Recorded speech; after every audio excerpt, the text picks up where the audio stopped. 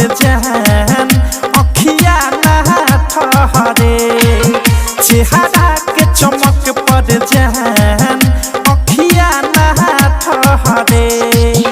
मारे लाइट दूध से वाइट रूपवा चेहरा के चमक पड़ जान अखिया ना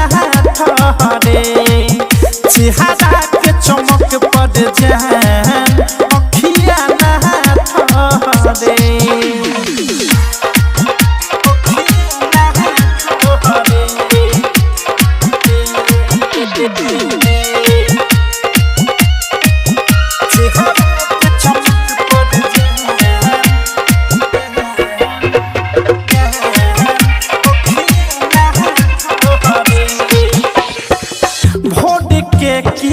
के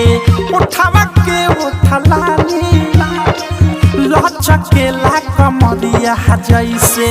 चंपा के डाले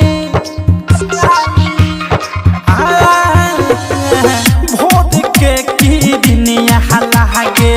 उठावा के उठलानी लचकेला कमरिया जैसे चंपा के डाले किसिया गंगा के पानी जस लहरे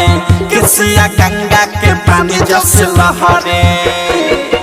चेहरा के चमक पड़ जान अखिया ना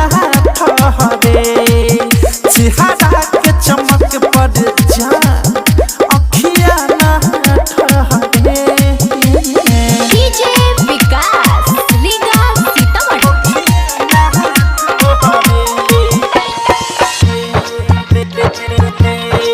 नित्या रिकॉर्डिंग स्टूडियो ननौरा ऐसन सुघाराई किन के लैलु कवन दुकान से प्रेमी अवध से अनुराग देखे तोहरा के ध्यान से ऐसन सुघाराई किन के लैलु कवन दुकान से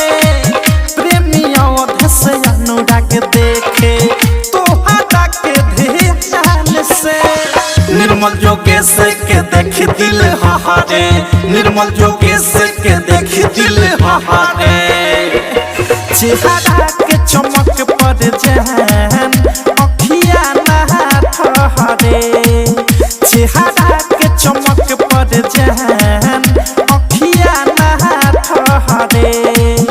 मारे लाइट दूध से वाइट रूपवा चेहरा के चमक पड़ जान अखिया ना ठहरे चेहरा